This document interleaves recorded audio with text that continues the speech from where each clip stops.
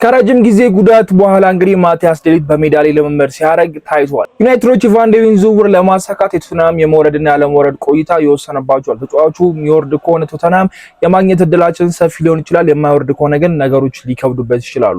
ማይክል ካሪክ 100% ባይባልም የዩናይትድ ቀጣዩ አሰልጣኝ የመሆን እድሉ ሰፊ እንደሆነ ፋብሪዞ አሳውቋል። ባሊባና የዩናይትድ ጉዳይ የማይቀር ይመስላል። ተጫዋቹ እንግዲህ በ2025 ከዩናይትድ ጋር ስምምነት አድርገው ነበር። አሁን ላይ ተመልሰው እንግዲህ ነገሮች እንደ አዲስ እየጀመሩ ይገኛሉ። እነዚህን ዩናይትድን ስለተመለከቱ አዳዲስ ነገሮች በዚህኛው ቪዲዮ ነግራችኋለሁ። ለዚህ ቻናል ግን አዲስ ከሆናችሁ ሰብስክራይብ ማድረግ እንዳይረሳ። ወደ ቪዲዮ እንሂድ።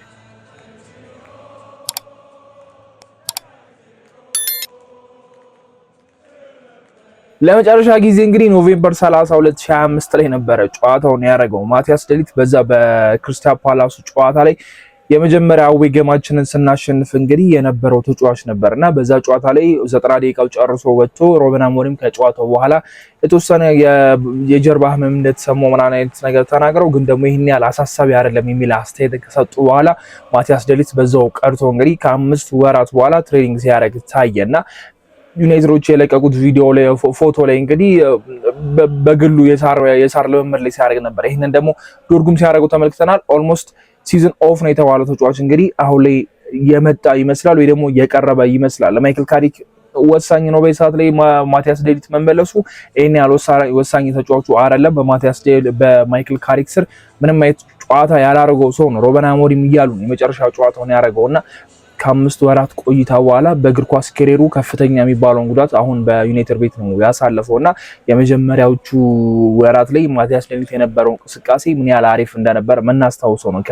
ከመጀመሪያው ጨዋታ አንስቶ ቪክተር ኮሬሽ ኦልሞስት በጣት የሚቆጠሩ የኳስ ንክኪዎችን ብቻ ያረገ ተጫዋች ነበር። ከዛ በኋላም እየቀጠለ አሪፍ እንቅስቃሴዎችን እያሳየ መጥቶ ነበር።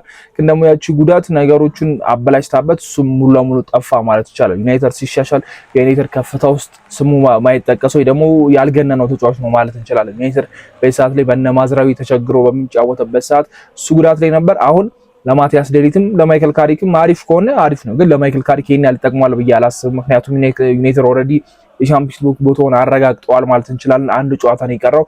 ከቀሩት 5 ጌሞች 3 ነጥብ ማሳካት ለማይክል ካሪክ ዩናይትድ በሰዓት ላይ ቀላል ነገር ነው ብዬ አስባለሁ። ሁለቱ የሚቀጥሉት ጌሞች በጣም ከባድ ናቸው። በኢንፎርድ ለአውሮፓ መድረክ እየተፋለመ ነው ወይ ቻምፒየንስ ሊግ ወይ አውሮፓ ሊግ ለመግባት እየተፋለመ ነው። ለነሱ ትልቅ ስኬት ስለሆነ ሊቨርፑልም የቻምፒየንስ ሊግ ቦታውን ለማስቀጠል የሚፋለም ይሆናልና ሁለቱም ቀላል የሚባሉ ጨዋታዎች አይደሉም።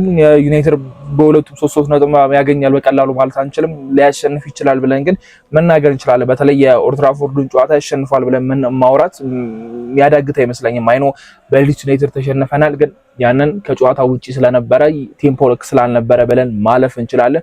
ማቲያስ ዴሊት በዚህ ሰዓት ላይ መታየቱ ለሱም ለጥሩ መንፈስ አሪፍ ነው። የዓለም ዋንጫው ላይ ይሳተፋል አይተሳተፍም የምንመለከተው ነው የሚሆነው። ለማይክል ካሪክ ዩናይትድ ግን ብዙ የሚጠቅም ተጫዋች አይደለም ብዬ መናገር እችላለሁ። ግን ተከላካዩ መመለሱ በጣም አሪፍ ነው። ግን ይሄ ጉዳት ምን ያህል ድረስ ያዘልቀዋል? ዩናይትዶች ተማምነው ተከላካይ ሳይገዙ የክረምት ዝውውር መስኮት ይዘጉታል። እሱ የምንመለከተው ነው። ስሙ እንግዲህ ከክለባችን ጋር የተያዘው የማቲያስ ዴሊት የሀገሩ ልጅ እንግዲህ ያው ቫን ደ ቬን ስሙ ከኛ ጋር ከትላንትና ጀምሮ እንግዲህ እየተያዘ ይገኛል። ይህ ተጫዋች እንግዲህ በቶተንሃም ቤት የሚገርም አመት አሳልፏል። ራሱን አሳይቷል።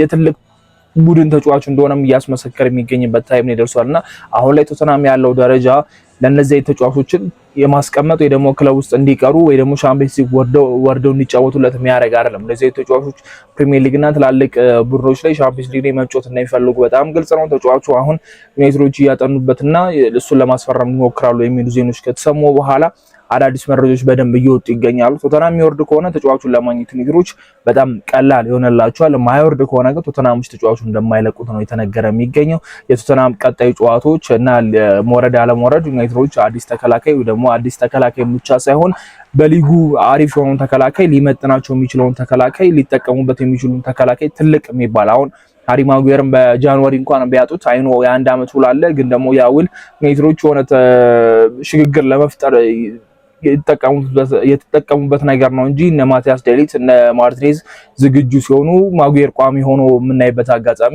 አይኖርም ብዬ አስባለሁና ያንን ሽግግር ለመጠቀም ሲሉ ነው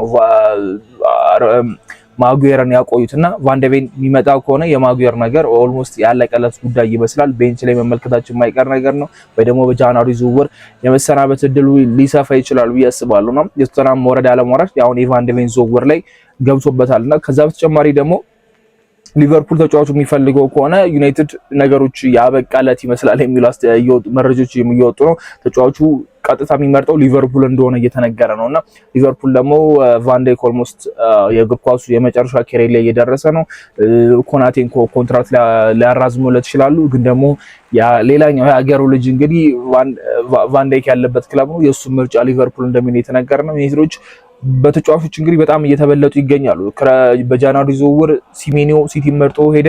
ኤደርሰን በድጋሚ ሲቲ እንደሚመርጥ ነው እንግዲህ እየተነገረ የሚገኘው። አሁን ደግሞ ቫን ዳይክ ጋር የተነጋገሩ ወይ ደግሞ ፍላጎታቸውን እያሳዩ ባለበት ሰዓት ላይ እንግዲህ ሊቨርፑል የሚመጣ ከሆነ የመጀመሪያው ተመራጭ ሊቨርፑል ነው የሚል ነገር እየወጣ ነው እና ያን ዳያሞንድም ሊቨርፑል ነው እየመረጡ የሚገኙትና ባለፈው የክረምት ዝውውር ላይ ይሄኛው የክረምት ዝውውር ለዩናይትዶች ወይ ደግሞ የክረምቱን የጃንዋሪ ዝውውሮች እንዳለ ተመራጭነታቸውን እያወጡበት እየመጡ ይገኛሉና ቫን ዳይክ እስከ ዩናይትድ ሊቨርፑልን ይመርጣል እና ያን ዳያሞንድ የሆነ ፍንጭ ሰጥቷል። እስቲ የምንመለከተው ነው የሚሆነው። ዩናይትዶች ጠለቅ ብለው ከሄዱበት ቶተንሃም የሚወርድ ከሆነ ደግሞ የተጫዋቹ ፈላጊዎች በጣም ብዙ ነው የሚሆኑትና ዩናይትድ ይሄንን ተከላካይ ማግኘት ይችላል አይችልም አብረን የምንመለከተው ነው የሚሆነው። ማይክል ካሪክ እንግዲህ ፋብሪዞ ባሳወቀው መሰረት ዩናይትድ 100% ቀጣዩ አሰልጣኝ እርግጠኛ ነኝ ባለለም የመሆን እድሉ ግን ሰፍቷል። ዩናይትዶች ያለውን የማይክል ካሪክ ባህሪ ወዶታል። ከተጫዋቹ ጋር ያለው ግንኙነት በጣም አሪፍ ነው። ከታዳጊዎችም ሆነ ከትላልቆቹ ጋር ሲያሳካ የነበረው ነገር ምንም ቢታይ ነገር ስለሆነ ብዙ የምናወራው ነገር አይደለም። የማይክል ካሪክ ስኬት ዩናይትድና አሁን እናስቀመጠው እያየን ነውና አጀማመሩ በጣም ጥሩ ነበር።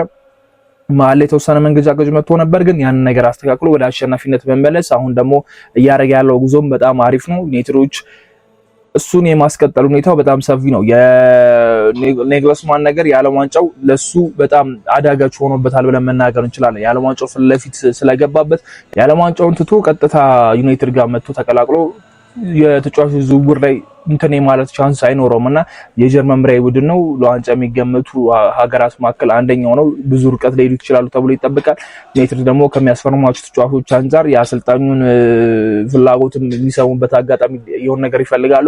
ማይክል ካሪክን ለማባረር ደግሞ ምንም አይነት ምክንያት አላችሁም ብዬ አላስብም። ምክንያት አይኖ ሁሉ ተረጋግሞ የሚነሳው ነገር የኦሌ ጉናር ሶልሼር ጉዳይ ነውና ኦሌ ጉናር ሶልሼር የነበረው ቲም እና አሁን ማይክል ካሪክ የነበረው ቲም በጣም ልዩነት አለው። አሁን የተሻለው ቲም ነው። ዩናይትድ የዝውውር ጉዳዮች ላይ በደንብ የተሻሻለው ቲም እንደሆነ ያሳያል። በኦሌ ጉናር ሶልሼር ስር የሰሩትን የዝውውር ስህተቶች አሁን በድጋሚ ይሰሩታልን ብዬ አላስብምና ያ ሲፈልጋቸው የነበረው ተጫዋቾች ኦሌ ጉናር ሶልሼር ተብሎ የወጡ መረጃዎች በጣም ብዙ ናቸው። እነ ቤሊንጋም እነ ራይስ እነ ሃላንድን እያሰበ የነበረ ሰውዬ ነው እንግዲህ እነ ክርስቲያኖ የመጡለት እነ ቫን ዳይክ የመጡለትና የዝውውሩ ጉዳይ ችግርም እንደነበረበት ለሶልሼር መናገር እንችላለን። ደረጃውን በሁለተኝነት በፕሪሚየር ሊጉ ጨርሷል። ቀላል የሚባል ደረጃ አይደለም። ዩናይትድ ሁለተኛ ከጨረሰ በጣም ቆይቷል። ጆዜ ሞሪኖ ናቸው ያሳኩት ከኦሌ ጉናር ሶልሼር በመቀጠልና በጣም መጥፎ የሚባል አይደለም። ግን ደግሞ ያንን ትራማ ወይ ደግሞ ያንን ፍራቸው ማይክል ካሪክ ላይ እንዳይደገም የሚል ነገር አለ። አብዛኛው አስተያየት ምናልባት ዩናይትዶች አጠር ያለ ውል ይስጡት ነው ወይ የአንድ አመት ወይ የሁለት አመት ውል ይስጡት የሚል ጥያቄ ነው በማይክል ካሪክ ስራ ያለው። ማይክል ካሪክ በጣም ኮንፊደንስ ያለው አሰልጣኝ ነው። ያለው ባህሪ በዚህ የሚቀጥል ከሆነ አዳዲስ ተጫዋቾች ለዩናይትድ የሚፈርሙ ከሆነ እስቲል ለዋንጫ ተፎካካሪ የሚሆን እስቲል አሪፍ ቡድን መስራት እንደሚችል አምናለሁና ማይክል ካሪክ 100% ባይባልም የዩናይትድ ቀጣይ አሰልጣኝ መሆን እድሉ ሰፊ ነው። በተለይ ደግሞ ሊቨርፑል የኦልድ ትራፎርድ ጨዋታ ላይ ደግሞ ማሸነፍ የሚችል ከሆነ ማረጋገጥ ይችላል ብዬ መናገር እችላለሁና የማይክል ካሪክ ጉዳይም እንግዲህ መነሳቱ ማይቀር ነገር ነው። እስቲ በደንብ እሱን እናየዋለን።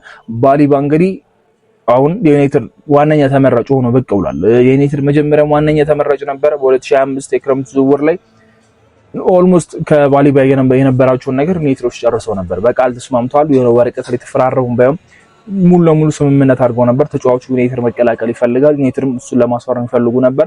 በብራይተን ምክንያት ዝውውሩ ሳይሳካ ቀረ። ከዛ በተጨማሪ ዩናይትዶች ደግሞ የባሊባ ያለው አቋም ትንሽ አሰጥቷቸው ነበረ። በብራይተን ብዙ ተቀይረው እየወጣ ነበር። ቤንች እየሆነ ተደጋጋሚ እየተመለከተን ነበር። አሁን የነ ኤደርሰን ሲቲን የመምረጥ እድል መስፋቱ፣ የዋጋቸው መጨመር፣ የነ ቶናሊን የዝውውራቸው ነገር በጣም ከባድ መሆኑ ወደ ባሊባ እንዲመለሱ አድርጓቸዋልና ዩናይትዶች አሁን ላይ ወደ ባሊባ መመለሳቸውና ባሊባን በቶፕ ታርጌት አድርገው እየተመለሱ እንደሆነ ነው ፋብሪዞም እያሳወቀ የሚገኘውና ተጫዋቹን በዩናይትድ ማሊያ የማየት እድላችን ሰፋ ያለ ይመስላል። ኦልሬዲ የግል ጉዳያቸውን ጨርሷል። ከክለብ ጋር ያላቸው ነገር ነው የሚቀረው። ዩናይትዶች በ50 ሚሊዮን ፓውንድ ማግኘት እንደሚችሉ እያሰቡ ነው ብዬ ትናንትና ነግሬያችሁ ነበረ። አሁን ላይ መረጃዎች ጠንቀር እያሉ እየመጡ ነው። ዩናይትዶች ለባሊባ ዝውውር ምን ያህል ያቀርባሉ? ከባለፈው የክረምት ዝውውር በጣም ባነሰ ዋጋ ነው እንግዲህ የመጣውና ዩናይትዶች እስከ 100 ድረስ ያቀርባሉ ተብሎ ነበር ብራይተኖች ፍቃዳቸውን ከሰጡ እየተባለ የነበረውና አሁን ደግሞ ኦልሞስት በግማሽ ቀንሰው መጥተዋል። ተጫዋቹ አሪፍ ነው። በዚህ አመት ጥሩ ባይቀሳቀስም ምን ያህል ፖቴንሻል እንዳለው ምን ያህል አቅም እንዳለው ተመልክተናልና ለዩናይትድ አይመጥንም ማለት አንችልም። ዩናይትዶች ቀድሞ ያዩት ነው፣ ቀድሞ የተመለከቱት ነው። ብራይተኖች እንደ ካይሴዶ የሚመለከቱት አይነት ተጫዋች ነው። በዛ ዋጋ እንሸጠዋለን ብለው እያሰቡት የነበረ ተጫዋች ግን ደግሞ ከዩናይትድ ጋር ስሙ ከተያዘ በኋላ አሰልጣኙ መጥቶ ያ ነገር ጎድቶታል የሚል ሀሳብን ሲያንሸራሽር ነበር። የአፍሪካ ዋንጫው ላይ ያየነው ባሊባ ግን አቋሙ እንዳልወረደ መናገር እንችላለን። በብራይተን ቤት ምንም ቋሚ ባይሆንም ምንም እንቅስቃሴ ቢያደርግም የባለፈውን የቼልሲ ጨዋታ ላይ በባሊባ ተስፋ መቁረጥ አይችልም ብዬ አስባለሁና የባሊባ ጉዳይ ጠንከር ብሎ እየመጣ ነው። ዩናይትዶች ምናልባት ከባሊባ ውጪ ሌሎች እነ ፈርናንዴዝ እና ጎሜዝ ልንሰማ እንችላለን እና የቶናሊና የኤደርሰን ጉዳይ ያበቃለት ጉዳይ ይመስለኛል። አዲስ ነገር ተፈጥሮ ሲቲ አሁን ከኤንዞ ፈርናንዴዝ ጋር ከቼልሲ ተጫዋች ጋር እየተያያዘ ስለሆነ ምናልባት እሱን አስፈርመው ኤደርሰን የሲቲው ነገር አብቅቶለት ወደ ዩናይትድ የሚመጣ ከሆነ ነው እንጂ ሲቲዎች አሁን አማራጮቹን እያሰፉና ሌሎች ተጫዋቾችን እየተመለከቱ ስለሆነ በምናልባት ነው ኤደርሰን ሊመጣ የሚችለው እንጂ የሱ የዝውውር ነገር ያበቃለት ይመስላል። እስቲ አዳዲስ መረጃዎች ደግሞ ሲወጡ ሼር ማድረጋችሁ ነው የሚሆነው። ለዚህ ቻናል ግን አዲስ ከሆናችሁ ሰብስክራይብ ማድረግ እንዳይረሳ። በሚቀጥለው ቪዲዮ እስከምንገናኝ መቻችሁ ቻው።